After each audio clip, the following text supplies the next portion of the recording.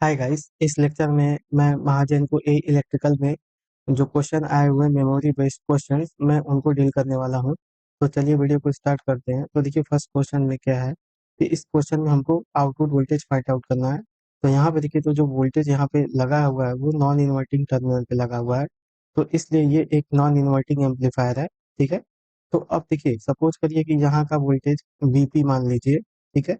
अब देखिए ये आइडियली ये आइडियल ओप एम्प है, तो इसलिए इनपुट में जो करंट होगी वो 0 एम्पियर होगी। ठीक है। अगर यहाँ का इनपुट वोल्टेज, अगर यहाँ का वोल्टेज मैं वीपी मान लूँ, तो यहाँ का जो आउटपुट वोल्टेज मैं लिखूंगा उसको लिखूंगा 1/R/R इंटू वीपी।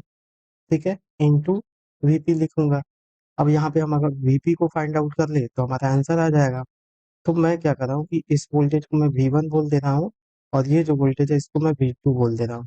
और ये सपोज कर ले रहा हूँ कि यहाँ पे I1 करंट फ्लो हो रही है और इसमें I2 करंट फ्लो हो रही है। तो केसीएल लिख देंगे एट नोड वीपी, जिसको मैंने वीपी माना उस नोड को। एक केसीएल लिखेंगे तो I1 प्लस I2 की वैल्यू क्या होगी, 0 होगी। तो I1 की वैल्यू क्या हो जाएगी, VP minus V1/R plus VP minus इसको V2 माना है, तो बाई आर इक्वल टू 0। तो यहाँ से देख लीजिए, तो 2VP बराबर ये V1 प्लस V2 होगा। तो यहाँ से जो VP की वैल्यू आएगी V1 प्लस V2/2 आएगी, और ये वैल्यू हम क्या करेंगे, इसमें पुट कर देंगे। तो यहाँ से V नॉट की वैल्यू क्या आ गई, ये 1 प्लस आर से आर कट जाएगा, तो ये 2VP आएगा। 2VP, तो 2 इंटू V1 प्लस V2/2। यहाँ से 2 से 2 कैंसिल हो गया, तो इसकी वैल्यू क्या आ रही है, V1 प्लस V2 आ रही है। इसका मतलब ये जो सर्किट है ना, ये नॉन इन्वर्टिंग समर एम्पलीफायर है। तो यहाँ से V0 बराबर V1 प्लस V2 आया, और V1 की वैल्यू यहाँ पे देखिए तो -2 है, प्लस V2 की वैल्यू 2 प्लस साइन 314T है। 2 प्लस साइन 314T, यहाँ से 2 से 2 कैंसिल हो गया। तो यहाँ से आपकी जो आउटपुट वोल्टेज आएगी V0 की वैल्यू वो आएगी साइन 314T।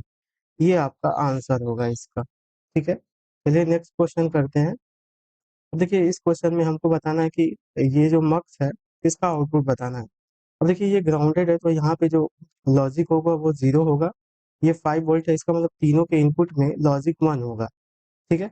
अब आउटपुट लिखना है, तो ये आउटपुट क्या हो जाएगा, मतलब जब हम ए और बी को 0 सेलेक्ट करेंगे तो ये 0 वाला आउटपुट आएगा, तो उसमें तो आउटपुट 0 रहा। प्लस जब इसको ए बार बी, मतलब हमने 0 सेलेक्ट वाली लाइन ली, तो ये वाला आउटपुट सेलेक्ट करेगा, दैट इज 1। फिर ए बी बार, मतलब जब हमने 1 लिया तो ये 2 वाले पोर्ट पे जाएगा, मतलब सिग्नल 1। फिर 3 का मतलब क्या हो गया, ए बी। ठीक है। तो यहाँ से अगर इसको हम सिंप्लीफाई करें तो ये आ जाएगा A bar B plus A B bar plus A B. ठीक है। तो यहाँ पे देखिए इन दोनों में ए कॉमन है, तो ए bar B plus A, B bar plus B हो गया, और बी बार प्लस बी की वैल्यू 1 होती है। तो यहाँ से क्या आ जाएगा, ए बार बी प्लस ए, या फिर हम इसको लिख सकते हैं ए प्लस ए बार बी। अब यहाँ पे एक लॉ आता है, ए प्लस बी सी अगर है तो हम इसको लिखते हैं ए प्लस बी और ए प्लस सी। ठीक है। तो इस तरह से इसको हम क्या लिख सकते हैं, ए प्लस ए बार और ए प्लस बी, और ए प्लस ए बार की वैल्यू होती है 1, और यहाँ पे हो गया ए प्लस बी, तो इसकी जो वैल्यू आएगी ए प्लस बी आएगी। तो जो ये फंक्शन होगा इसकी वैल्यू क्या आएगी, ए प्लस बी। तो जो भी ऑप्शन होगा उसमें ए प्लस बी वाला ऑप्शन आपका करेक्ट होगा। चलिए नेक्स्ट क्वेश्चन करते हैं। अब देखिए इस क्वेश्चन में दो स्विच दिए हुए हैं in the figure shown below. Switch S1 is closed eight t बराबर 0। तो जो ये S1 स्विच है ये t बराबर 0 पे क्लोज हो रहा है, और जो S2 वाला स्विच है वो ओपन हो रहा है t बराबर 4 मिली सेकेंड पे। हमको ये इसमें जो करंट IT है ये हमको बतानी है एट 4 मिली सेकेंड पे। ठीक है। तो देखिए as per given question S1 जो क्लोज हो रहा है एट t बराबर 0 पे, और S2 जो है वो ओपन हो रहा है एट टी बराबर 4 मिली सेकेंड पे। इसका मतलब हम ये कर सकते हैं कि for T less than zero पे, टी लेस देन जीरो पे, अब देखिए सर्किट S1 जो है टी बराबर जीरो पे क्लोज हो रहा है, इसका मतलब टी लेस देन जीरो पे S1 क्या हुआ होगा, S1 ओपन रहा होगा। और देखिए S2 ओपन हो रहा है टी बराबर 4 मिली सेकेंड पे, इसका मतलब टी लेस देन जीरो पे जो S2 होगा आपका क्लोज रहा होगा। और टी बराबर लेस देन जीरो का मतलब circuit was in the steady state, और in the steady state for T less than zero, तो सर्किट का जो सर्किट होगी वो इस तरह की कुछ होगी कि 100 वोल्ट होगा, और ये स्विच S1 ओपन है, और इसके सीरीज में ये आपका है 50 ओम। ठीक है, इसके बाद से देखिए तो यहाँ पे ये 100 ओम है, 100 ओम, और ये S2 क्या है आपका क्लोज्ड है, इसका मतलब ये S2 यहाँ से शॉर्ट सर्किट है, क्लोज होने का, और इंडक्टर इन स्टेडी स्टेट में क्या होगा, शॉर्ट सर्किट होगा। ठीक है, तो यहाँ से अगर हम IL zero minus find out करें, तो ये तो स्विच ओपन है, जब स्विच ओपन है तो इसमें बहने वाली करंट क्या होगी, जीरो होगी। इसका मतलब IL जीरो माइनस की वैल्यू क्या हुई, 0 एम्पियर हुई। और हमें पता है कि inductor does not allow the sudden change of current. इसका मतलब आफ्टर स्विचिंग अगर हम टी बराबर जीरो पे इसको क्लोज भी कर देंगे तो इंडक्टर में सडन चेंज नहीं होगा। तो एट टी बराबर जीरो प्लस पे भी इसकी करंट क्या हो जाएगी, IL जीरो माइनस की जितनी करंट होगी वही IL जीरो प्लस की करंट होगी, दैट इज 0 एम्पियर। ठीक है, अब देखिए, अब यहाँ पे देखिए तो टी इसमें टी बराबर 4 मिली सेकेंड पे हमसे पूछा है टाइमिंग, तो मैं क्या कर रहा हूँ कि इसमें मैं टी ग्रेटर देन जीरो और less than 4, less or equal to 4 millisecond के लिए मैं करंट कैलकुलेट कर रहा हूँ। तो for T greater than zero पे अगेन सर्किट क्या होगी, अब देखिए जब इस पीरियड में आएंगे T greater than zero less than 4 millisecond में, तो जो ग्रेटर देन जीरो, देखिए एट टी बराबर जीरो पे तो S1 क्लोज था, इसका मतलब ग्रेटर देन जीरो पे भी S1 क्या रहा होगा, क्लोज रहा होगा, but T less than 4 millisecond पे S2 क्या होगा, स्टिल क्लोज होगा, स्टिल क्लोज, क्योंकि at T equal to 4 millisecond पे आपका S2 ओपन होगा, तो मतलब टी लेस देन 4 पे S2 स्टिल क्या हो रहा होगा, क्लोज रहा होगा। तो ये क्या हो गई, स्टडी स्टेट की कंडीशन अगेन हो गई। अगेन स्टडी स्टेट की कंडीशन होगी तो सर्किट आपका कैसा दिखेगा, मैं यहाँ पे दिखा देता हूँ। यहाँ पे देखिए, तो यहाँ पे जो सर्किट आएगी 40 इस पीरियड के लिए मैं यहाँ पे सर्किट बना रहा हूँ, तो ये आपका 100 वोल्ट हो गया, और ये S1 आपका क्लोज्ड है, और ये आपका है 50 ओम। ठीक है, और ये है आपका 100 ओम, और ये स्टिल S2 आपका क्लोज्ड है, दैट इज शॉर्ट सर्किट है 100 ओम। और यहाँ पे इंडक्टर इन स्टडी स्टेट में क्या होगा, शॉर्ट सर्किट। तो ये आपका हो गया आई फाइनल करंट।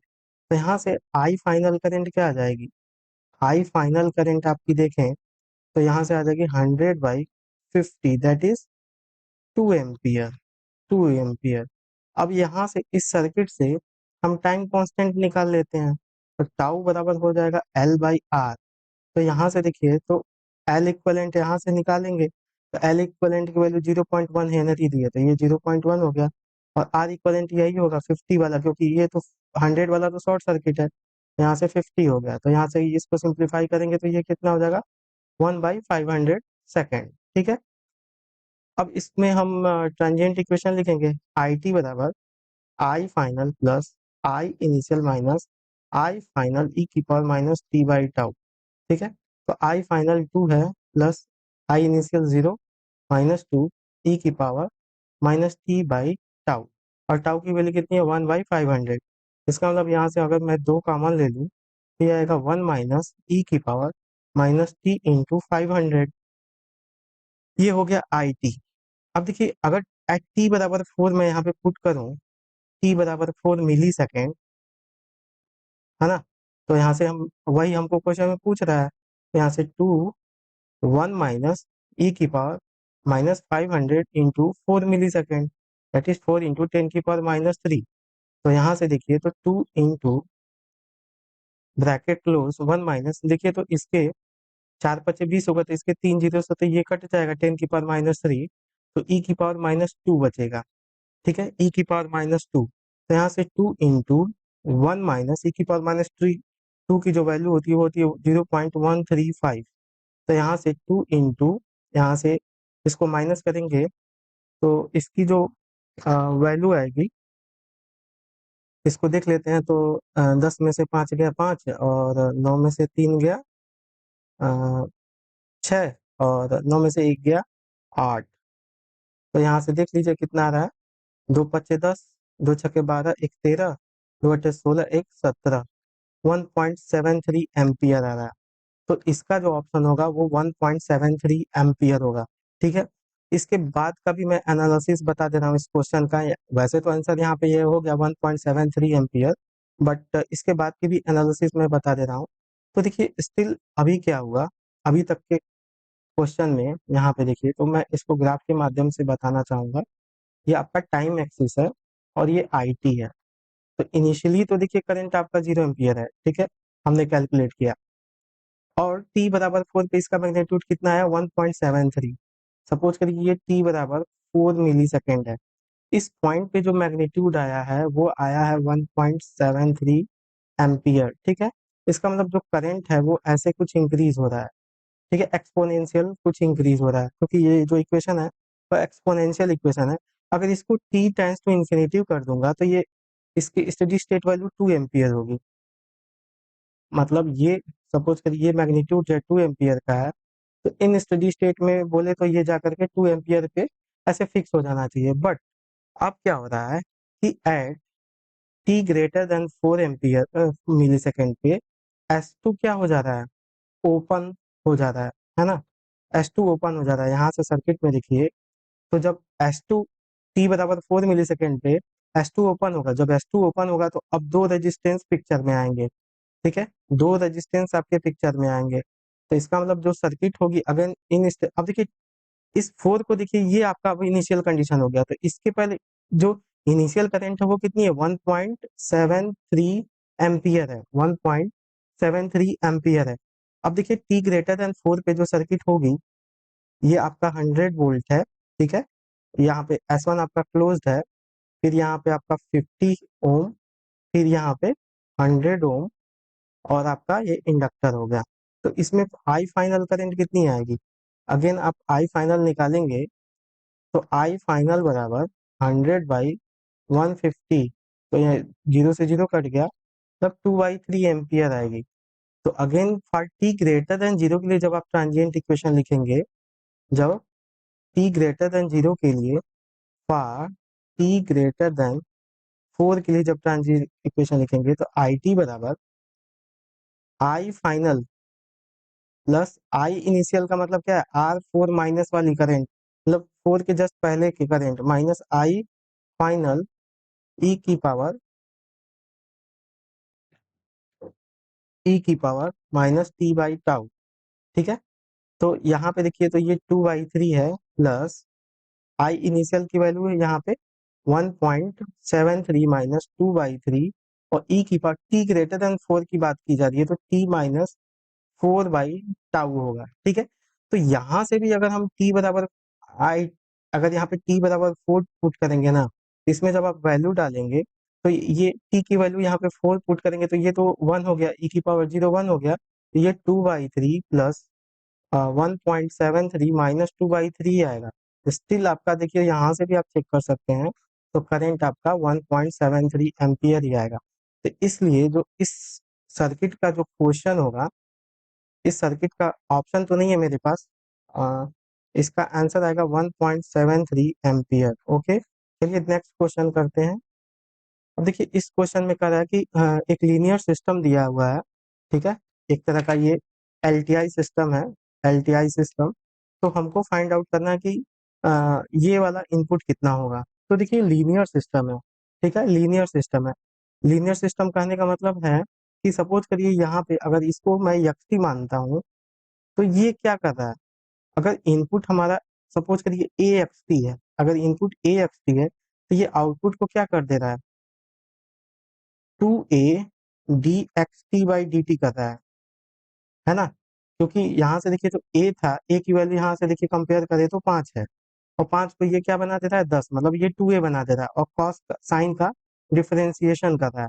तो उस हिसाब से देखिए तो ये हम कह सकते हैं कि मान लीजिए ये मैग्नीट्यूड अभी कुछ ये हो गया, अगर मान लीजिए मैंने कोई मैग्नीट्यूड बी दिया, इनपुट में कुछ दिया, तो ये 2xt/dt के इक्वलेंट होगा। तो यहाँ से a की वैल्यू कितनी आ रही है 15 आ रही है, इसका मतलब जो इनपुट आएगा वो कितना आएगा 15 साइन टी आएगा। तो इसलिए इसका जो ऑप्शन होगा वो 15 साइन टी करेक्ट होगा। ओके, चलिए नेक्स्ट क्वेश्चन करते हैं।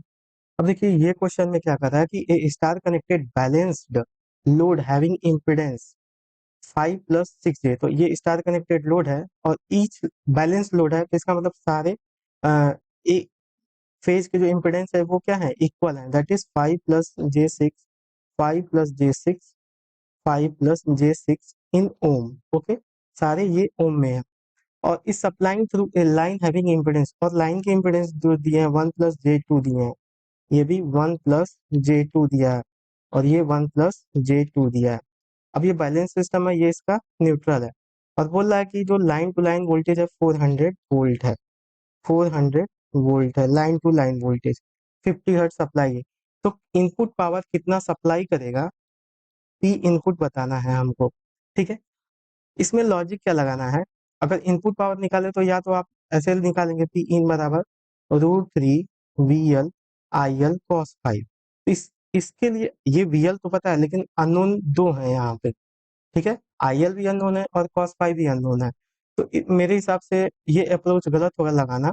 बेस्ट होगा कि इसके लिए कि टोटल कितना, जितना हम सप्लाई कर रहे हैं एक्टिव पावर, उतना ही तो कंजम्पशन भी होगा, तो मतलब power absorb by load will be equal to power supplied by the source, power supplied by source, यही तो होगा। तो उस हिसाब से अगर देखें, अगर मैं ये देखिए ये लाइन टू लाइन वोल्टेज है, अगर मैं इन दोनों इम्पिडेंस को ऐड कर दूं, ये 5 + 6j और 1 + 2j को, तो उसको मैं एक पॉइंट पे कंसंट्रेट कर दूं, ये न्यूट्रल है, तो ये 5 + 1 6 हो गया, प्लस 6 + 2 j 8 हो गया, ये ओम हो गया, और ऐसे आपका अदर फेज के हो गए। ठीक है, अभी यहाँ पे लाइन टू लाइन वोल्टेज कितना है 400 है, तो फेज में वोल्टेज कितना हो जाएगा 400/√3 हो जाएगा। तो यहाँ से मैं फेज करंट निकाल सकता हूँ, फेज करंट, तो फेज करंट कितनी हो जाएगी यहाँ से, और मेरे को मैग्नीट्यूड में इंटरेस्ट है, क्योंकि यहाँ पे हमको मैग्नीट्यूड ही बताना है कि कितना पावर एब्जॉर्ब हो रहा है इन किलोवाट वाट, जो भी आंसर आता है देखते हैं। तो यहाँ से देखिए IPH बराबर आपका हो जाएगा 400/√3, मॉड जेड इसका निकाल लेंगे तो √6 का स्क्वायर दैट इज 36, और 8 का स्क्वायर 64, तो ये 100 हो गया इनका सम, तो इसका स्क्वायर रूट कितना आ जाएगा 10, तो ये 400/√3 डिवाइड बाई 10 दैट इज 40/√3 आया IPH की वैल्यू। तो यहाँ से जो फेज करंट आई, IPH की जो वैल्यू आई वो आई आपकी 40/√3। तो हमको पावर सप्लाई पावर किसके बराबर चाहिए, पावर एब्जॉर्ब के, तो ये क्या हो जाएगा 3 फेज पावर, तो 3 IPH² इंटू आर इक्वलेंट। ठीक है, तो 3 IPH that is 40/√3 whole square into R equivalent, R equivalent यहाँ पे क्या है 6 है, यहाँ पे 6 कर लिए, तो ये हो जाएगा 40 का स्क्वायर कितना हो गया 1600/3 इंटू 6, ये 3 से 3 कैंसिल हो गया, तो लगभग 9600 वैट इसका आंसर आएगा। तो पी एब्जॉर्ब जो आएगा आपका अप्रोक्सीमेटली 9600 वाट इसका आंसर होगा। चलिए नेक्स्ट क्वेश्चन करते हैं।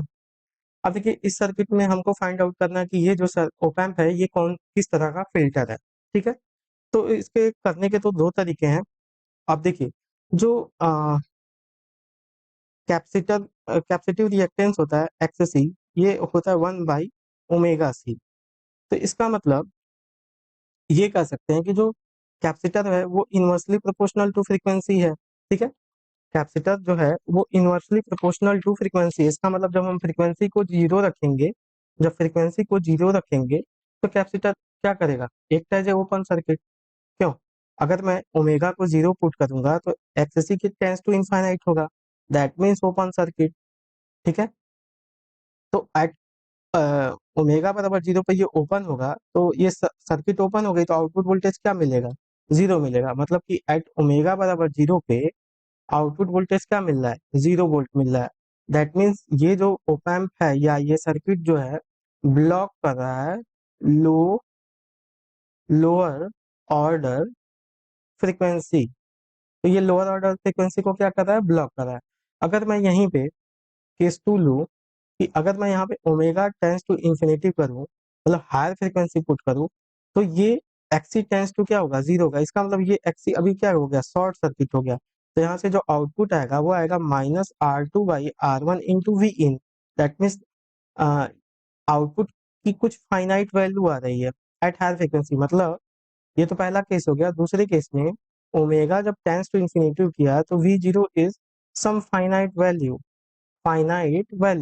दैट मीन्स ये जो सर्किट है वो पास कर रही है हायर हायर फ्रीक्वेंसी सिग्नल। तो जिस सिग्नल को पास करती है हम उसी को वो वाला फिल्टर बोलते हैं। तो इसलिए चूंकि ये जो सर्किट है हाई फ्रीक्वेंसी को पास करिए, तो ये फिल्टर कौन सा होगा, हाई पास फिल्टर होगा। तो इसलिए इसका ऑप्शन हाई पास फिल्टर होगा। ठीक है, चलिए नेक्स्ट क्वेश्चन करते हैं।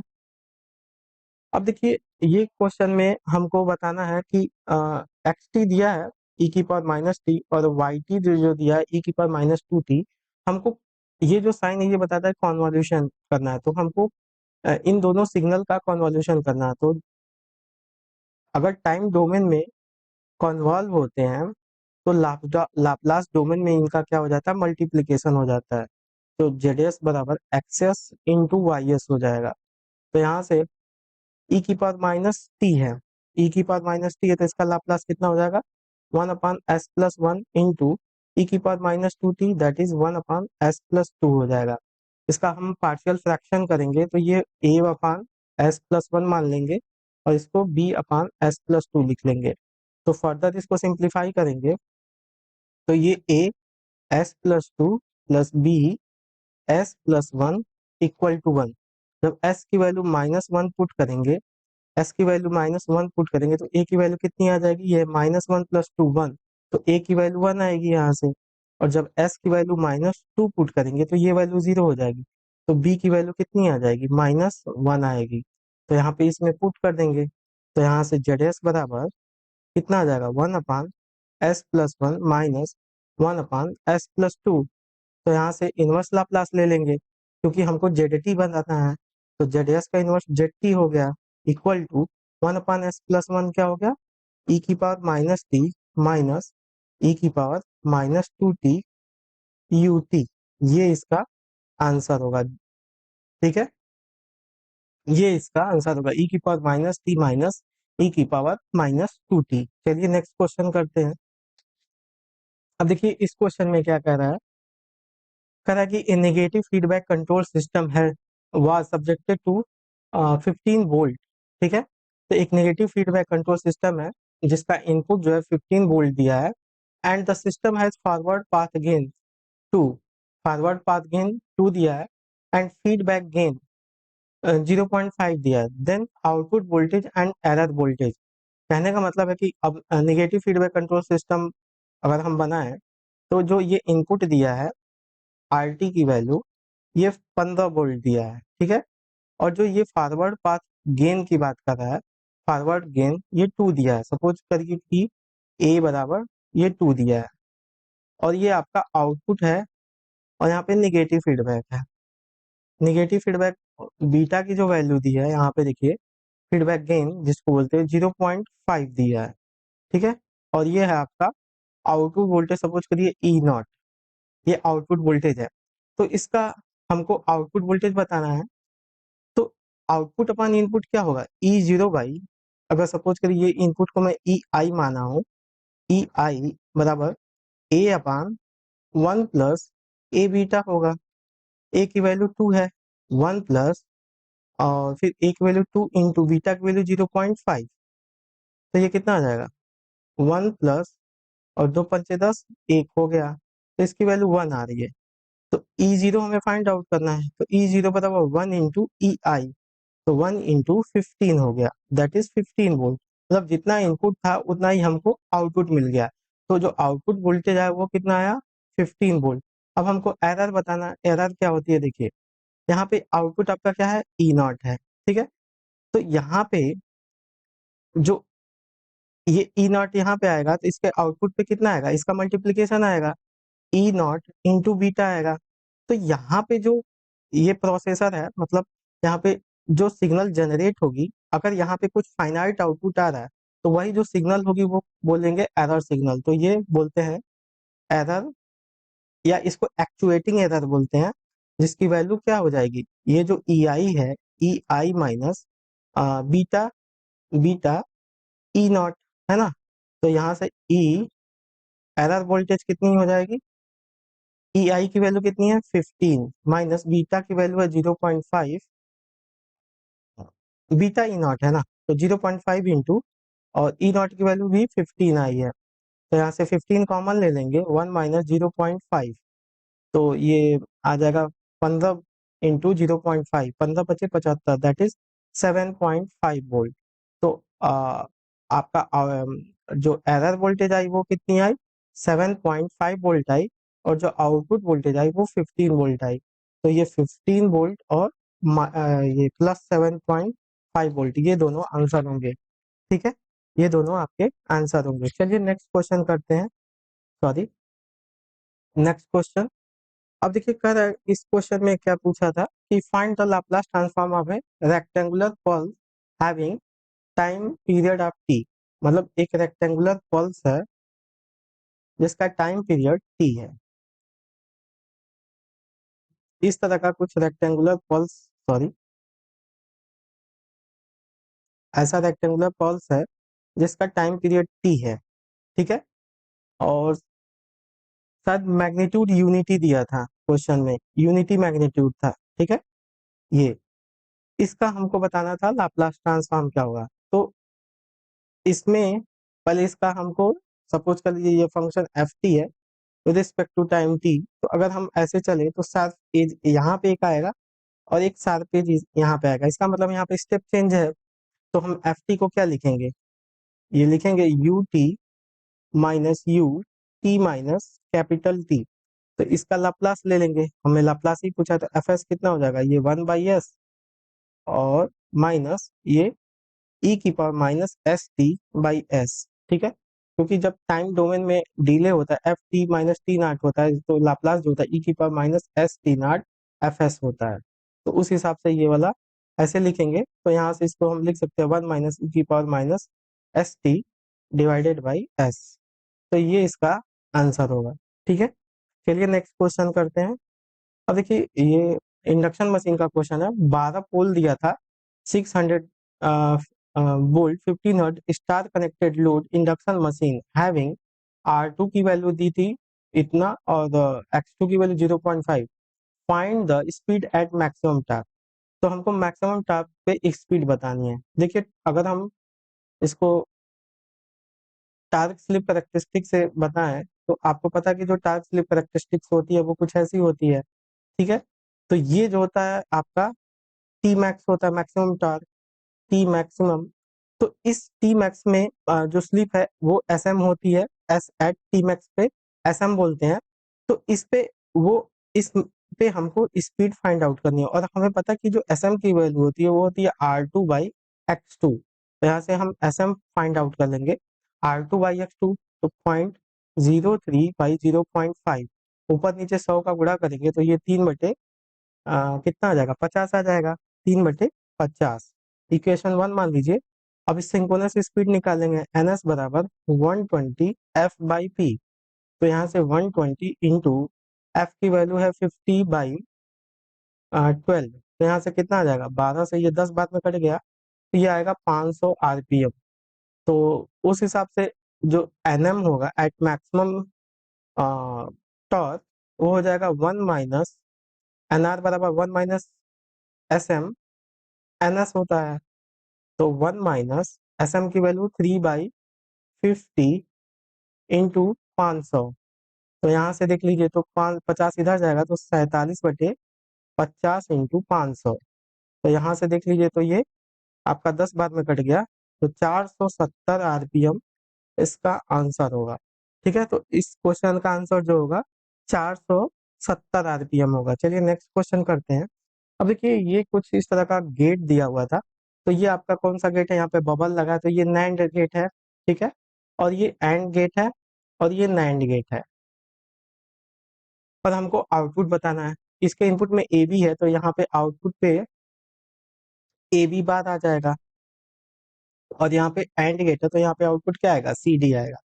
तो ये अगेन सपोज कर लीजिए, मान लीजिए ये आपका पी है, ये आपका क्यू है, कंसिडर कर लीजिए।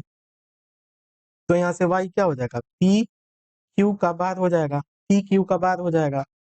तो अगर इसको हम और यहाँ पे पी की वैल्यू क्या है, ए बी बार है, और क्यू की वैल्यू क्या है, सी डी है। तो यहाँ पे पुट कर देंगे A B bar into C D है, और इसके होल के क्या है, बार है। अब हमको डिमॉर्गन्स लॉ लगाना होगा, change the sign, break the sign change the sign.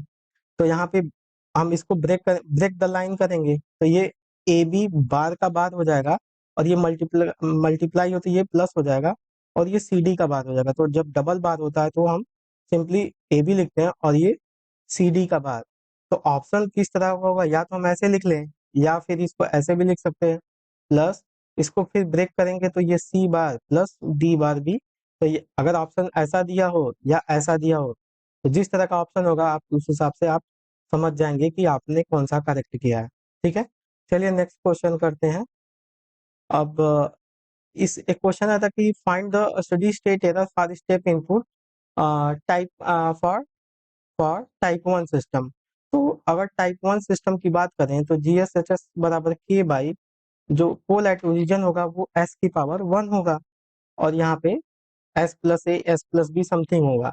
तो स्टेप इनपुट के लिए बताना था, तो स्टेप इनपुट के लिए हमको पोजीशन एरर कांस्टेंट बताना होता है, that is limit s tends to 0 GSHS होता है। तो यहाँ से kp की वैल्यू कितनी हो जाएगी, यहाँ पे लिमिट s टेंस टू 0 के बाई एस एस प्लस ए करेंगे तो इसकी वैल्यू कितनी आएगी, इन्फिनिटी आएगी, क्योंकि यहाँ पे 0 है तो 1/0 क्या होगा, इन्फिनिटी होगा। तो स्टेप इनपुट के लिए जो स्टडी स्टेट होता है 1/1 प्लस के पी होता है, तो ये 1/1 प्लस इनफाइनाइट होगा, तो इसकी वैल्यू क्या आएगी, 0 आएगी। तो इसलिए इसका आंसर 0 आएगा, जो भी ऑप्शन होगा देख लेंगे। नेक्स्ट क्वेश्चन देखिए। अब इस क्वेश्चन में क्या था कि ए symmetrical A half symmetrical square wave, half symmetrical square wave having maximum current of 4 ampere, find the RMS value of current. हमको करंट की आरएमएस वैल्यू बतानी है। तो हाफ सिमेट्रिकल वेव का मतलब क्या है, जो आपका हाफ सिमेट्रिकल वेव है वो ऐसा बनता है,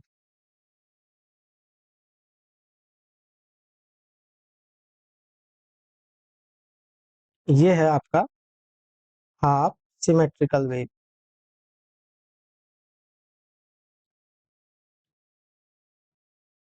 ऐसे डॉट डॉट बनेगा। तो सपोज कर लीजिए कि ये आपका 0 है, ये t/2 है, ये t है, और इसकी मैक्सिमम वैल्यू करंट की, सपोज ये करंट आई टी है, ये 4 एम्पियर दी है। तो इसका आरएमएस वैल्यू निकालेंगे, तो आई आर एम एस क्या हो जाएगा, आई आर एम एस बराबर 1/t 0 to t I T का square D T whole to the power 1/2। तो इसका मतलब अगर मैं ये देखिए, तो अगर मैं इसका स्क्वायर कर दूं तो ये आई स्क्वायर टी हो जाएगा। ठीक है, और इसको इंटीग्रेट करने का मतलब है कि इसका एरिया हो गया। ठीक है, तो इसका इस सिग्नल का एरिया हम निकाल लेंगे, तो ये कितना हो जाएगा, 1/t इंटू 4 का स्क्वायर इंटू t/2 हो गया, की पावर 1/2 हो गया। ठीक है, तो यहाँ से देख लीजिए क्या आ रहा है, यहाँ से टी से टी कट गया, 4 × 4 = 16, 16/2 की पावर 1/2, तो ये 8√8 आएगा। तो ऑप्शन किस तरह का होगा आप देख लेंगे।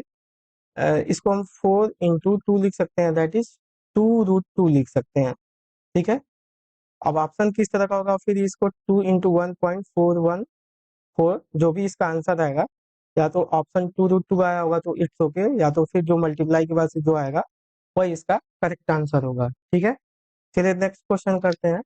अब देखिए इसमें, इस क्वेश्चन में क्या कह रहा है कि ए 3 फेज है 600/415, तो दैट मीन्स एक स्टेप डाउन ट्रांसफार्मर है जिसकी रेटिंग जो है 2000 केवीए दिया है। आर की वैल्यू पर यूनिट में दी है 0.02 पर यूनिट, एक्स की वैल्यू पर यूनिट में दी है 0.1 per unit. Find load, find करना है full load copper loss PCOFL in kilowatt में, कुछ ऐसा फाइंड आउट करना था। ठीक है, तो देखिए जो आर पर यूनिट है, ठीक है, तो देखिए हम जेड पर यूनिट को क्या लिखते हैं, जेड पर यूनिट को लिखते हैं Z actual upon Z base.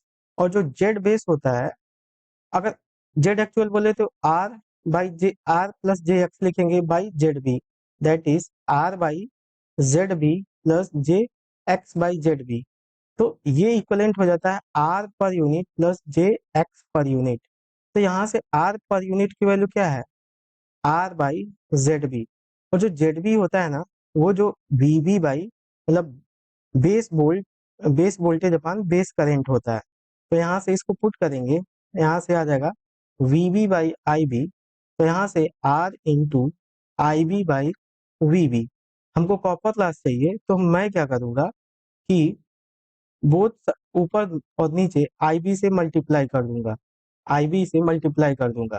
तो ये कितना आ जाएगा, I B square into R V B into I B. ये हो गया V B into I B, that is M B S B. ठीक है, अब ये 3 फेज ट्रांसफार्मर है तो हमको ऊपर नीचे 3 का भी गुणा करना होगा। ठीक है,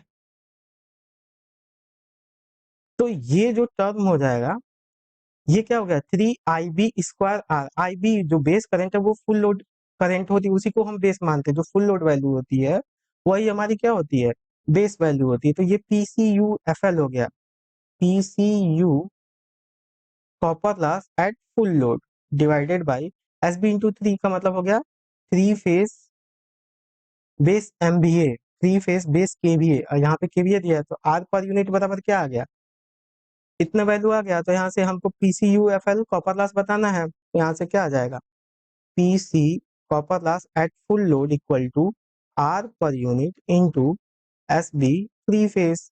तो यहाँ से आर पर यूनिट की वैल्यू 0.0 दे रखी है, और ये 2000 केवीए दिया है। तो 2000 इंटू 10⁻³ तो यहाँ से देखिए, तो दो स्थान पे दशमलव, तो इसके 2 जीरो चला गया, तो यहाँ पे 2 बचा। तो ये कितना आ जाएगा 40, 40 इंटू 10⁻³ या 40 किलोवाट। तो इसका ऑप्शन क्या होगा आपका, 40 किलोवाट इसका करेक्ट आंसर होगा। ठीक है, तो जो भी ऑप्शन होगा यहाँ पे 40 किलोवाट इसका करेक्ट आंसर होगा। ठीक है, चलिए नेक्स्ट क्वेश्चन करते हैं। अब देखिए इस क्वेश्चन में क्या कर रहा है कि a single page full wave bridge converter supplying ripple free load current तो एंड फायरिंग एंगल अल्फा बराबर 60 degree, find the input power factor. तो देखिए फुल ब्रिज कन्वर्टर का मतलब है कि चारों थायरिस्टर हैं, चारों ही थायरिस्टर हैं।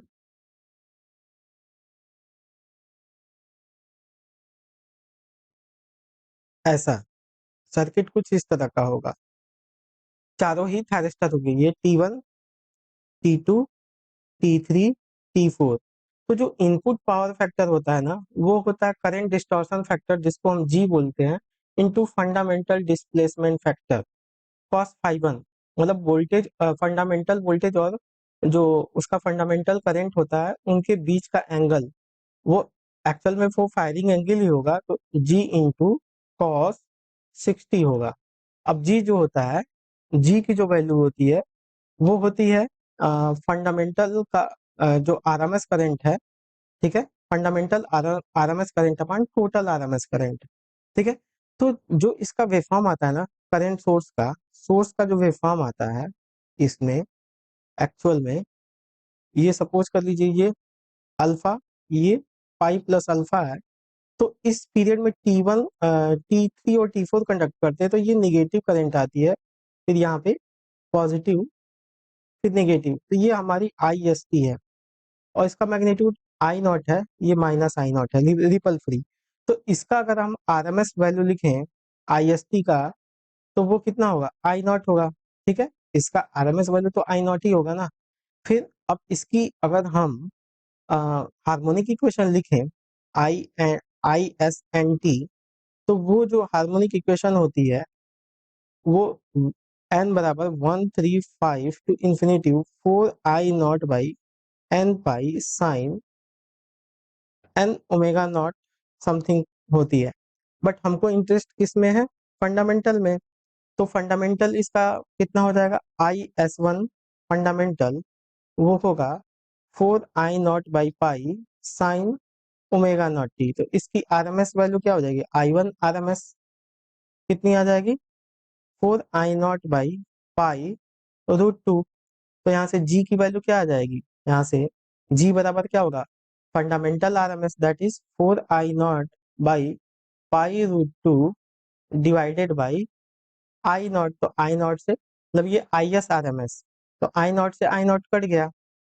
ठीक है, तो इसको फर्दर हम सिंप्लीफाई करें तो ऊपर से अगर नीचे √2 से मल्टीप्लाई कर दें तो ये कितना आ जाएगा, ये देखिए √2 इंटू √2 2 हो जाएगा, और 2 से 2 करेंगे तो ये ऊपर 2 आ जाएगा, 2√2 बाई पाई। और √2 बाई पाई की जो वैल्यू होती है 0.45 होती है, तो इसको लिख सकते हैं 2 इंटू 0.45, तो इसकी वैल्यू आएगी 0.9। तो यहाँ से अब हम इनपुट पावर फैक्टर इजिली निकाल सकते हैं। तो यहाँ से इनपुट पावर फैक्टर जो हो जाएगा, जी की वैल्यू कितनी है, 0.9 इंटू का 60 की वैल्यू कितनी है, तो 1/2, तो 0.45 इसका आंसर होगा। तो जो इनपुट पावर फैक्टर आएगा वो आपका 0.45 आएगा। चलिए नेक्स्ट क्वेश्चन कर लेते हैं। अब देखिए इस क्वेश्चन में क्या कर रहा है, ये single phase full bridge inverted fed from 33 volt DC having load resistance RL बराबर 2.4 ohm, find RMS value of fundamental component of output voltage. Actual में जो फुल वेव रेक्टिफायर होता है, सॉरी फुल वेव इन्वर्टर, वो कुछ इस तरह से होता है। इसमें 4 स्विचेस होती हैं। ठीक है, S1 S2 S3 और S4। और यहाँ पे क्वेश्चन में दिया हुआ है जो यहाँ पे सप्लाई वोल्टेज लगा है, ये जो लगा है 33 वोल्ट का डीसी लगा है, VDC। ठीक है, और यहाँ पे लोड लगा है, और उस लोड की वैल्यू, ये आउटपुट वोल्टेज यहाँ का हमें RMS fundamental output voltage find out करना है। इसका रेजिस्टेंस 2.4 ओम दिया है। ठीक है, तो जब अब इसमें स्विचिंग किस तरह से होगी, पहले में S1 S2 ऑन होंगे। ठीक है, फिर या तो S1 S2 ऑन होंगे या तो S3 S4 ऑन होंगे। तो सपोज करिए कि इतने पीरियड के लिए आपका S1 S2 ऑन हो रहा है, इतने के लिए S3 S4 ऑन हो रहा है। तो जब ये दोनों ऑन होंगे, ये दोनों S1 S2, तो इस सर्किट से देखिए ये जो इसका प्लस टर्मिनल है, ये यहाँ पे मतलब यहाँ से देखें तो इसकी पोलैरिटी हमको यहाँ पे ये प्लस लेना पड़ेगा, ये माइनस लेना पड़ेगा। तो उस हिसाब से यहाँ पे देखें तो जो आउटपुट आएगा यहाँ पे प्लस यहाँ पे मतलब 33 आएगा, मतलब VDC आएगा। ठीक है, और फिर जब S3 S4 को ऑन करेंगे तो ये जो आएगा ये नीचे आएगा, नीचे की तरफ। तो ये वेवफॉर्म कुछ इस तरह आएगा। तो ये एक तरह का सिमेट्रिकल, ये एक तरह का स्क्वायर वेव पल्स हो गया। ठीक है, तो इसका जो हम फोरियर लिखते हैं इस सिग्नल का, वो होता है समेशन ओवर 135। ठीक है, ये 4 VDC by N pi sine N omega naught T. ठीक है, 4 VDC/N pi sine N omega naught T. तो यहाँ पे हमको आरएमएस वैल्यू बतानी है। ठीक है, आरएमएस वैल्यू बतानी है, तो आरएमएस वैल्यू क्या हो जाएगा, और फंडामेंटल बतानी है, तो V01 आरएमएस बराबर क्या हो जाएगा, 4 VDC/पाई√2 हो जाएगा। ठीक है, 4 VDC/पाई√2, तो यहाँ से 4 इंटू 33, VDC 33 है बाई पाई√2। तो जिस तरह का ऑप्शन होगा, या तो अब किस तरह का ऑप्शन है मेरे को नहीं पता, बट अगर हम चाहें तो इसको फर्दर सिंप्लीफाई कर लेंगे, तो ऊपर नीचे √2 का मल्टीप्लाई करेंगे तो ये टर्म दोनों √2 इंटू √2 2 हो जाएगा, तो ये 2 बार में कट जाएगा। ठीक है, तो ये कितना आ गया, 2 × 33 इंटू √2/पाई, और √2/पाई अभी बताया मैंने 0.45 होता है। इसकी वैल्यू जो होती है √2/पाई की, वो होती है 0.45, और उसका 2 से मल्टीप्लाई करेंगे 0.45 का, तो 0.9 इंटू 33। तो इसका देख लीजिए, 9 3 का 27, 2 9 27 2 29, एक स्थान पे दशमलव। तो या तो 29.7 होगा, या किस तरह का ऑप्शन आ रहा है इससे आप देख सकते हैं। ठीक है, कि किस तरह का ऑप्शन आया होगा, या हो सकता है कि ऑप्शन में ऐसा कुछ दिया हो, या फिर ये डेसिमल वैल्यू दी हो। ठीक है, तो ये इसका आरएमएस फंडामेंटल वोल्टेज हो जाएगा। चलिए नेक्स्ट क्वेश्चन देखते हैं। अब देखिए, ये चोपर का क्वेश्चन है। ठीक है, इस क्वेश्चन में क्या कह रहा है कि a DC chopper has a resistive load RL की वैल्यू जो दी है 10 ओम दी है। ठीक है, सप्लाई वोल्टेज वीएस की वैल्यू दी है 220 volt. When the chopper is switched on, जैसे ही चोपर को ऑन करते हैं, its voltage drop is 2 volt. जो स्विचिंग है, जैसे ही इसको हम ऑन कर रहे हैं, तो इसके क्रॉस जो वोल्टेज ड्रॉप हो रहा है वो 2 वोल्ट का हो रहा है, ऐसा क्वेश्चन में कह रहा है। इफ चोपिंग फ्रीक्वेंसी, जो ये स्विचिंग हो रही है, जो स्विच है ये, उसकी जो फ्रीक्वेंसी है 1 किलो हर्ट्ज दी है। ठीक है, और ड्यूटी साइकिल जो दिया है, इसमें डी लिखा है, ड्यूटी साइकिल 50%। तो हमको आउटपुट वोल्टेज बताना है। ठीक है, तो ये बेसिकली अब ये क्वेश्चन उठता है कि ये चॉपर किस तरह का, स्टेप डाउन चॉपर है कि स्टेप अप चॉपर है। तो बेसिकली देखिए, अगर स्टेप डाउन चॉपर की बात करें, तो ये आपका सप्लाई वोल्टेज है, तो इसके सीरीज में होता है स्विच। ठीक है, इसके सीरीज में स्विच, फिर यहाँ पे एक डायोड होता है, और यहाँ पे फिर आपका लोड लगा रहता है। और जो स्टेप अप चॉपर होता है, स्टेप अप चॉपर, उसकी जो स्विच होती है ना, वो पैरेलल में लगी होती है, पैरेलल में टुवर्ड दी लोड। तो यहाँ से देखिए, तो ड्रॉप तो यहाँ पे कंसिडर नहीं हो पाएगा। ड्रॉप यहाँ पे, अगर यहाँ पे ड्रॉप हो रहा है, तब जाके ये मतलब स्विच को ऑन करेंगे तो ड्रॉप दिखेगा। इसका मतलब ये जो चोपर होगा ना, ये आपका स्टेप डाउन चोपर होगा। ठीक है, ये आपका क्या होगा, स्टेप डाउन चोपर होगा। तो यहाँ पे क्वेश्चन में दिया कि यहाँ पे जो ड्रॉप हो रहा है, वो कितने का हो रहा है, 2 वोल्ट का, और ये सप्लाई वोल्टेज 220 दी है। ठीक है, तो सपोज कर लीजिए, सपोज करिए, ये आपकी स्विचिंग फ्रीक्वेंसी 1 किलो हर्ट्ज दी है। स्विचिंग फ्रीक्वेंसी, ये मतलब आपका टाइम पीरियड है, तो फ्रीक्वेंसी 1 किलो हर्ट्ज दी है। ठीक है, तो इसका मतलब जो टाइम होगा 1 मिली सेकेंड हो जाएगा, टी बराबर 1/f करेंगे तो। सपोज करिए, सपोज करिए, अब ये स्विच एस है, इतने के लिए इतने ये आपका टी ऑन टाइम है, मतलब इतने टाइम के लिए आप ऑन कर रहे हो, और इतने के लिए आप ऑफ कर रहे हो, मतलब ये टी ऑफ है, और टोटल टाइम टी है। तो जैसे ही, और यहाँ का ये है आपका आउटपुट वोल्टेज, तो ये जैसे स्विच ऑन होगा, तो आउटपुट वोल्टेज कितना दिखेगा आपको, 220 माइनस, अगर यहाँ पे केवीएल लिखेंगे तो आउटपुट वोल्टेज कितना मिलेगा, 220 माइनस 2, दैट इज 218 वोल्ट। तो इसका मतलब आउटपुट पे आपको कितना वोल्टेज मिला, 218 वोल्ट। तो यहाँ पे आउटपुट पे 218 वोल्ट मिल गया। और जैसे ही आप स्विच को ओपन करेंगे, स्विच को जैसे ही ये ओपन हो जाएगा, तो आउटपुट वोल्टेज क्या हो जाएगा, जीरो हो जाएगा, क्योंकि सर्किट में कोई भी करंट नहीं है।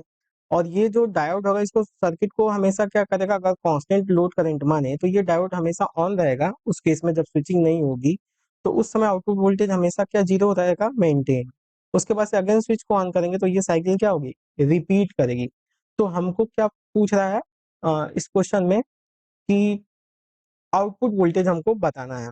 तो इसका आउटपुट वोल्टेज क्या हो जाएगा, ये इसका टाइम टोटल टी है, और ये सपोज करिए कि अगर स्विचिंग फ्रीक्वेंसी, ड्यूटी साइकिल देखिए 50% दिया है। ठीक है, तो ये टोटल टाइम टी है, और ये आपका यहाँ से यहाँ तक क्या है, टी ऑन है, टी ऑन है। तो एवरेज वैल्यू क्या हो जाएगी, 218 into T on by total T, यही तो एवरेज होगा।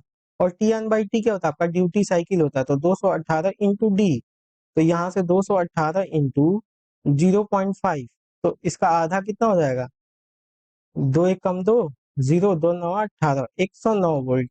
तो इसका जो आंसर आएगा वो 109 वोल्ट आएगा। चलिए नेक्स्ट क्वेश्चन देख लेते हैं। अब देखिए, इस क्वेश्चन में इसका नॉर्टन इक्विवेलेंट बताना था, तो नॉर्टन इक्विवेलेंट में आप क्या करेंगे, इस टर्मिनल ए बी के क्रॉस आपको नॉर्टन इक्विवेलेंट बताना था। तो नॉर्टन इक्विवेलेंट बनाने के लिए जितने भी करंट सोर्स होंगे वो क्या हो जाएंगे, ओपन, और जो वोल्टेज सोर्स होंगे वो क्या हो जाएंगे, शॉर्ट सर्किट। तो यहाँ से 2 और 3 क्या हो गए, पैरेलल में हो गए, और इसके सीरीज में ये 800 मिली ओम है। तो इसको ओम में कन्वर्ट करेंगे तो 10⁻³ से गुणा करेंगे तो ये कितना आ जाएगा, 0.8 ओम हो जाएगा। तो यहाँ पे 0.8 ऐड कर लेंगे, तो 3×6/5 प्लस 0.8, इसको डिवाइड करेंगे तो 5 × 5 = 5, 5×2 = 10, 0.8, इसकी वैल्यू कितनी आएगी, 2 ओम आएगी। ठीक है, तो इसकी वैल्यू आपकी 2 ओम आ रही है। चलिए नेक्स्ट क्वेश्चन देखते हैं। आ, अब इसमें देखिए, इस क्वेश्चन में क्या कर रहा है, कह रहा है क्वेश्चन में कि find the characteristic impedance of A quarter wave transformer with input and load impedance are given। Input impedance और लोड इम्पीडेंस गिवन है 50 और 35। ठीक है, तो हमको बताना है कि इसका कैरेक्टरिस्टिक इम्पीडेंस जेड सी कितना होगा, या बोले तो जेड नॉट की वैल्यू हमें बताना है। क्वार्टर वेव कहने का मतलब क्या है, क्वार्टर वेव ट्रांसफार्मर कहने का मतलब है कि ये सपोज करिए आपकी ट्रांसमिशन लाइन है, तो इस ट्रांसमिशन लाइन का जो लेंथ है, ठीक है, जो लेंथ है एल, वो है λ/4, क्वार्टर वेव का मतलब ये हुआ। ठीक है, और यहाँ पे आपका लोड लगा है ZL। इस ZL की वैल्यू आपकी देखिए, तो इनपुट जेड इन की वैल्यू यहाँ पे क्वेश्चन में 50 ओम दी है, और आपका इनपुट और लोड जेडएल की वैल्यू आपकी 35 ओम दी है। तो यहाँ पे हमको कैरेक्टरिस्टिक इम्पीडेंस बताना है। ठीक है, तो बेसिक जो इक्वेशन होती है जेड इन बराबर होती है Z not bracket close ZL plus J Z not tan beta L divided by Z not plus J Z L tan beta L. तो जहाँ पे बीटा जो होता है आपका प्रोपागेशन कांस्टेंट, उसकी वैल्यू क्या होती है आपकी 2π/λ, और यहाँ पे लेंथ की वैल्यू कितनी है λ/4, तो बीटा एल की वैल्यू कितनी आ जाएगी 2π/λ इंटू λ/4। तो लेमडा से लेमडा कट गया, 2 से ये 2 बार में कट गया, तो बीटा एल की वैल्यू तो π/2 आ रही है। तो यहाँ पे बीटा एल की वैल्यू मतलब ये आपका 10π/2 होगा, और ये 10π/2 होगा। तो ये तो 10π/2 की वैल्यू इनफाइनाइट होती है, तो इनफाइनाइट बाय इनफाइनाइट फॉर्म हो गया।